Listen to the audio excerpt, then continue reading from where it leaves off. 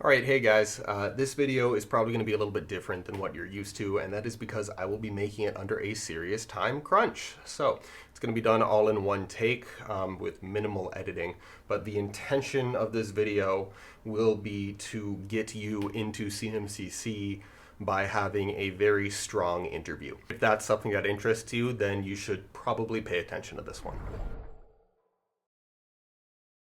Firstly, congratulations on even getting an interview to CMCC. It is without a doubt one of the, if not the most competitive chiropractic school in North America. A brief introduction about myself. My name is Dr. Adam Solis. I'm a recent graduate from CMCC, the class of 2021 to be specific, which means that I started in 2017. Now, why should you listen to my advice versus any other kind of advice that you can piece together through the internet? Several reasons, and again, this isn't for bragging, but to establish that what you're going to hear in this video is of serious value if taken seriously. Following my acceptance to CMCC, I sat down with student services and went through my interview as they made it available to all of us, which not many people knew, but I took advantage of, and found that I was in either the 90th or 95th percentile of applicants, meaning that I was in the top 10 to 5% of applicants. That's pretty good. In a class out of 200 to be in the top 10, that's, in my opinion, that is noteworthy, absolutely. As well, during my schooling there, I was a member of pretty much every extracurricular activity that you can think of, including the Students' Council. And in my third year of that, I sat on the admissions committee, meaning that I oversaw a team of people who were evaluating the CMCC application interviews and deciding who was accepted and who was not accepted. So with all of that, I think I'm in a pretty good position to offer you guys some insight, and well, yeah, let's just get into it. As a disclaimer, again, this is a very rough video. I will probably redo it in a year's time, but really the deadline crept up on me. I've been busy starting up my own practice, so apologies, but let's get you in. Okay, so once again, the goal of this video is to simply get you into CMCC. We're not going to talk about the perks of being a chiro. We're going to assume that you're already decided upon it. So with that in mind, the first thing to address is your interview station. There are already hundreds of videos on YouTube about how to properly set up for a Zoom or Skype interview, so I'm not going to get too in-depth with that. I did find my old acceptance emails from 5 or 6 years ago, and this was the exact video that they sent us. So I will leave this in the YouTube description down below, and you can choose to refer to it should you want to. It's the one that I used, so for what it's worth. There's basically getting accepted into CMCC by having a strong interview is based off of two skills. Okay, the first is being able to format your answers correctly so that the people who are evaluating our interview are able to easily identify what you were trying to get across. Okay, if your story is just all jumbled, then they're not going to pick up on it. They're going to score you low, and you're going to either be put on the wait list or you're going to have to try again next year. And the second skill is to be able to read the questions that are in front of you and identify the requested value. Okay, so every single question that you are going to receive during your online interview is going to be trying to pull or extract one of these things out of you. Okay, either your ability to communicate, your ability to collaborate, your skills as a manager, what you've tried to do to be a health advocate, your ability to be a scholar or a student, as well as your ability to be professional. So every question will try to pull one or more of those. It's on you to be able to properly read the question and identify which one you need to speak to. So yes, if you can format your questions in an articulate way and you can read very carefully, you're going to get in. Okay, but you need to be able to do those two things. Following more detail about that, I will also list some questions that I distinctly remember receiving from my interview and other considerations for your interview. Okay, so this was my secret to always having a strong interview with literally anything that I did. And as I said, put me in the very, very high rankings of interview scorings during my application to CMCC. So basically, you're going to create a table listing the 6 core competencies or 6 core skills on the sides, the rows, and you will have essentially as many different columns as you can. I went with 3, seems like a solid number, with different roles that you have had during your life.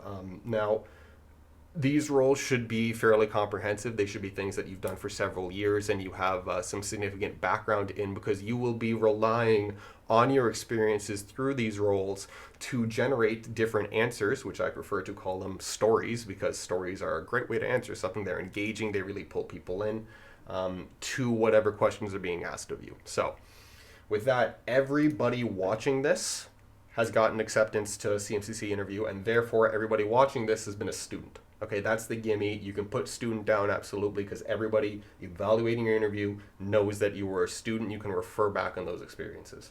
Now, for these other two, you can rely on part-time jobs you've done or volunteer experience. Me, myself, I had kind of two part-time jobs throughout my adolescence and early adulthood. The first, I was a head lifeguard. Okay, I wasn't actually sitting in the chair. I was sitting in the office overseeing the lifeguards and also helping to train them. And then I was also a residence don or an RA. So I would live with first year students and kind of help them adapt to the new undergraduate environment. So those two were my other columns, and yours will very likely be different, and that's totally okay. But pick the experiences that have been the most significant in your life and that you can draw the most material from, in addition to being a student. Water time.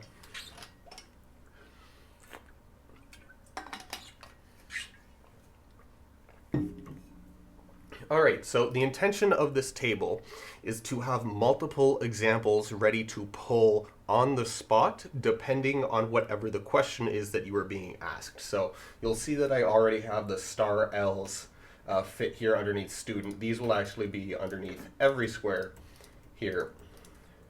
And your goal in order to, oh, okay, it's too big, but that's fine. Your goal in order to be sufficiently prepared for whatever questions are thrown your way is to fill out as many of these as possible, okay? So remember, the star L is a way to properly format your questions. So you have the situation at hand, which is our S. We have the tasks that needed to be completed, which is the T. We have, what does A stand for? The actions that you had to take in order to complete those tasks. We have the R, which is the result. And the most important one, guys, the most important thing about the star L format is the L, okay? The L stands for learning. CMCC is trying to pick up on your ability to learn from your experiences, okay? That is of huge importance. You can almost forget about the star component and just have an L and still have a strong answer, but ideally remember all of them, but remember that L is the most important one, okay? So for me, student as a communicator, collaborator, manager, health advocate, scholar, or professional. So obviously the easiest one here would probably be student as a scholar or scholar as a student, right? Your ability to study is very, very important during your times as a student. So for example, a situation could be very stressful exam period, right? So what were the tasks that you needed to do? Oh, you had 6 exams in one what are they even called in undergrad? I can't remember. 6 exams in one term? Semester. Yes, okay. And the actions that had to be taken. You had to diligently develop a studying routine, giving equal attention to all courses, right? The results of that, you got an A, got 90% average, awesome. And what did you learn from that? You learned studying and test taking skills, okay? So that's a very, very easy question. So easy that it's actually a little bit mediocre. But that's there, you have an answer right there. If you get a question where CMCC is attempting to extract your ability to be a scholar or your ability to study, there's your answer right there. Okay, that's done. Now there's other scenarios too. So again, let's pretend that there's a question really trying to identify your ability to learn as a scholar, right? Okay, well, what did I have to learn to be a head lifeguard or a residence don? So to be a head lifeguard, again, I was teaching lifeguards, and a lot of lifeguards, well, not a lot, all lifeguards need to understand CPR basics, okay, because we need to be ready to resuscitate a drowning non-swimmer at any given point in time. So for that, the situation could be CPR training, all right, for lifeguards. So the task was to review and evaluate lifeguard CPR technique, and the actions taken were I had to teach a small group, or not a small group, but small groups, because I did this several times, small groups CPR basics. And the result is well, most of them passed, a couple failed, but that's not on me. New generation of lifeguards taught. How about that? Generation of lifeguards taught. And from that, I didn't just learn how to do CPR, I already knew how to do it, but I learned effective ways to teach knowledge on a topic to others. Okay, there's a nice fancy way of saying I learned how to better speak and communicate ideas to people. So there's a good one there for scholar. Residence Don, scholar, maybe it's not applicable. Now, I'm sure I could come up with one for this, but the important thing is so long as you have at least two for one core competency, you have options to pull from depending on whichever one is more appropriate to the question being asked of you, excuse me. If you only have one answer for one particular competency, you're putting yourself at a big disadvantage if the question is not, or excuse me, if your answer is not fitting to whichever question is being asked, right? So if the question asks about your ability to learn in a work situation, well, then you can't talk about being a student, right? Because you're just cut off, and then you fail that question. So being able to rely on multiple stories for the same competency, very important. Let's see if we can do another one here. Okay, health advocate, residence Don. Okay, yeah, sure, we can. So again, manager for head lifeguard and residence Don. That's pretty simple. Okay, so at least again, it's simple for me because again, I've done this. For you, this will probably be a very difficult exercise, and you should not be ashamed of that. Okay, it is hard to think of the positive things that we've done in our lives. For some people, the negative comes much more readily. Don't beat yourself up, okay? Take a few hours, sit down as long as you want, play some music, figure it out. Don't bash yourself. You're going to come up with good stories with good true stories, excuse me, for the applications committee. So again, manager for head lifeguard. The situation was I was in charge of a team of junior lifeguards, right? The task at hand was to make sure no one drowns. That's what we have to do. / also teach swimming lessons effectively, right? The actions for that were regular trainings and lifeguard evaluations. The result was nobody drowned, smiley face, and stellar reviews from parents regarding teaching. Lessons, yes. And what did I learn from that? I learned lesson plan and training plan developments, right? So there's head lifeguard, manager as a residence Don situation, in charge of they were multiple floors, of multiple first year floors. Ensure that the first year experience was as positive as it could be, and also be the disciplinarian in cases of conduct. Yes. Okay. Actions taken. Had to have sit downs regularly with students, check-ins, and event nights. They were all fun. The result were my floor, honestly, they loved me. Maybe that's cocky to say, but I got the biggest heart award. So if any of my students are still watching me, remember that I remember that. That really, that felt real good. So thank you guys.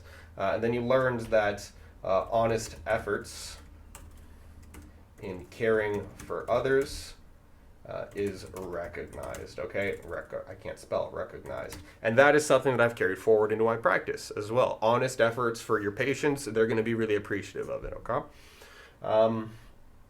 So do that for all the different topics. Forgive me, it is kind of late. I'm not going to be filling out all of these for every single role and every single core competency, but you can, okay? I'm just showing you the overall structure for what you should do in preparing your questions, and then practice them, okay? So, for example, you have the bullet points here of the star L format to be a manager as a head lifeguard. So, obviously, you're not going to read them off in bullet form when your question comes. You're going to need to weave them together into a smooth story. So let's see if I can do this one here. So, manager as a head lifeguard. Let's say the question said, tell us about a time where you were responsible for leading a team towards some predefined goal. Okay, so that's a good question. I was in charge of a team of junior lifeguards, actually. Yes, I was a head lifeguard for 3 summers in a row during, I don't know, 2014 to 2017, let's say. And obviously, our goal there is to make sure that everybody is safe and still able to enjoy their time alongside teaching swimming lessons, which is a very, very important life skill for the kids here, especially living close to the Great Lakes. If one were to fall into Lake Ontario, it's important that they have the skills to survive. So I like to think that what we were doing absolutely essential. But the actions we had to take is we had to make sure that the lifeguards were prepared to teach these students efficiently and also knew how to promote a safe environment around the pool. So for that, we had to actively create different trainings, create different scenarios, and role play to make sure that these lifeguards, who themselves are just younger teenagers, right, 16, 17, 18, and instill in them the skills and, more importantly, the confidence needed in order to reach what our shared goal was. So the result of that, nobody drowned. That's the really good news, right? And we also got very stellar reviews from the parents regarding just how valuable and just how great they thought the teachings were towards their kids for the summers that I was a head guard. So what I learned from that really is that the lesson plan development and the training plan developments for my team was very, very important, because if those were insufficient, the team would be insufficient, right? Really, as a leader, it comes back to you. The responsibility is back on you, so you need to be giving it your all for your team so that they can give their all and you guys can collectively celebrate reaching whatever that shared goal was. All right, so that was just on the spot improv, trying to weave together these star L what are we going to call them, bullet points, right? So you need to practice that and you need to rehearse that until you're able to do it smoothly. Again, me, maybe a little bit rough, but you can do it better because you have the advantage of being able to prepare in front of you, okay?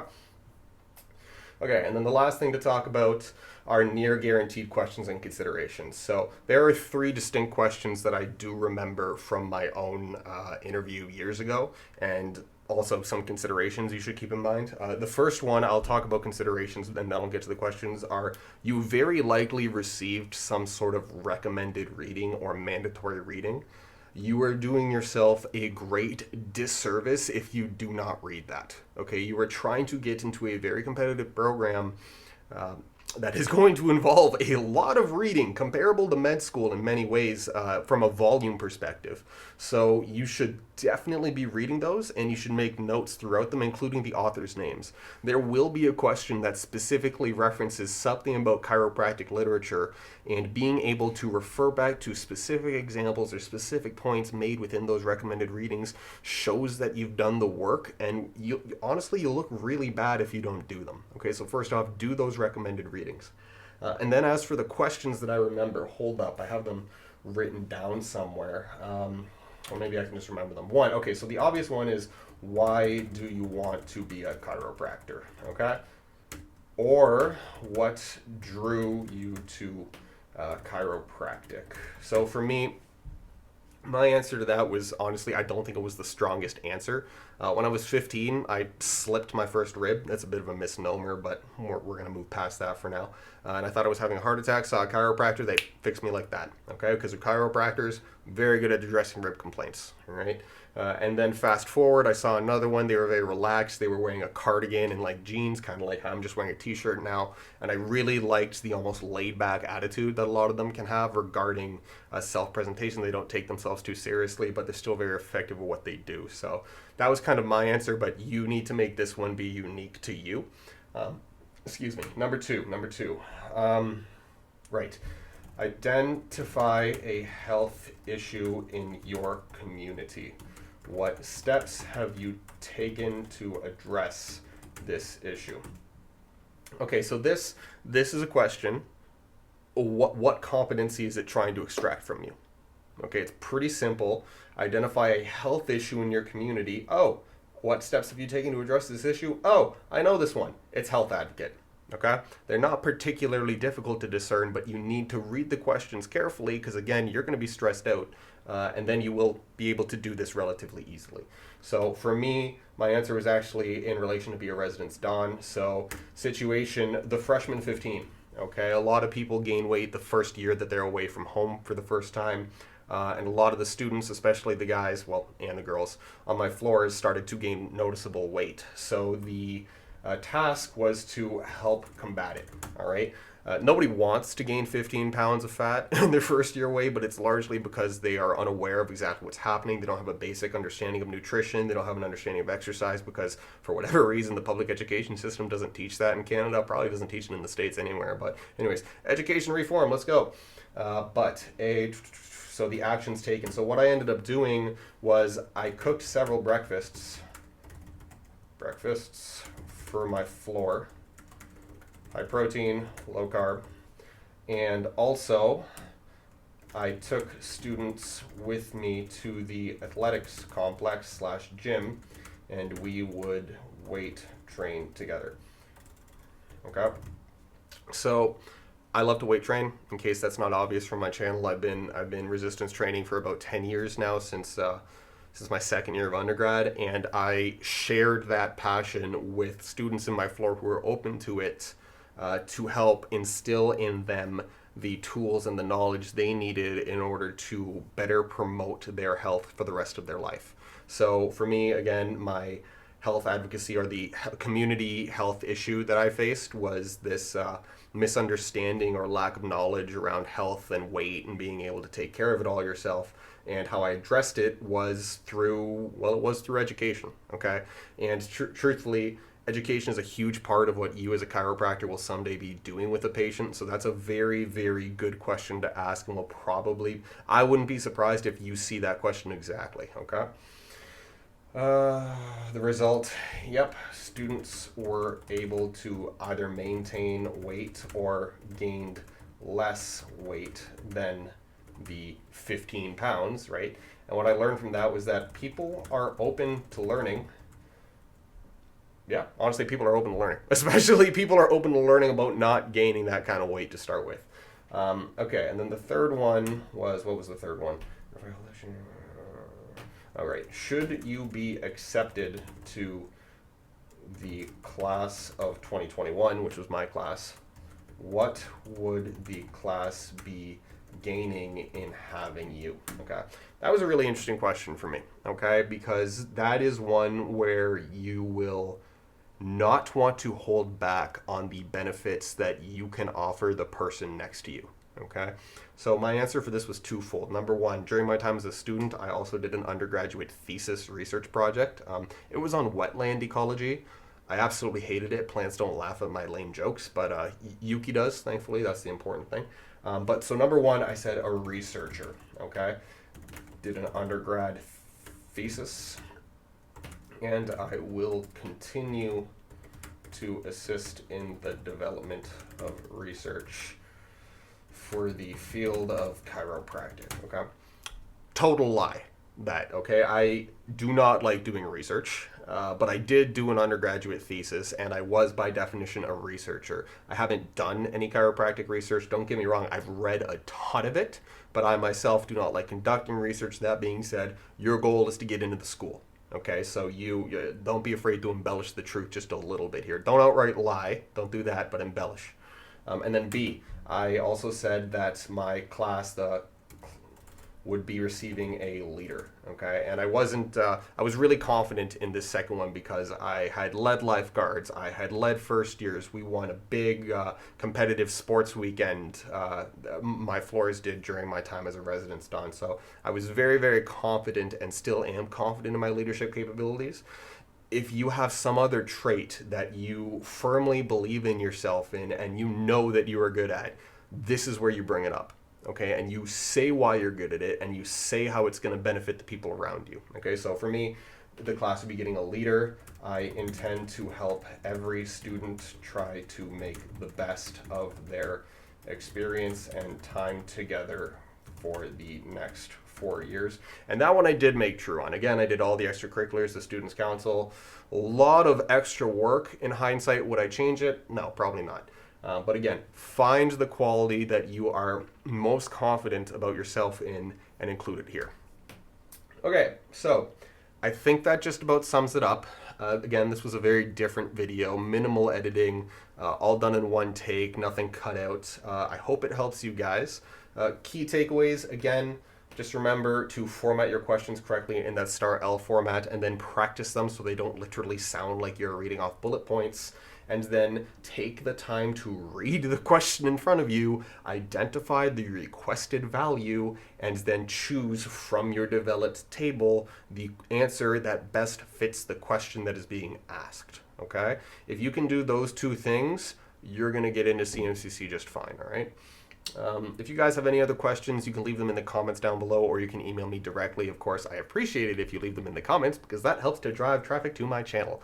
If you liked this video, please, or if it helped you or somebody you know, please subscribe down below. Really, really appreciate it. You can click here for the previous video, and you can click here for the most recent one. Have yourselves great days, and good luck on your interview. Take care.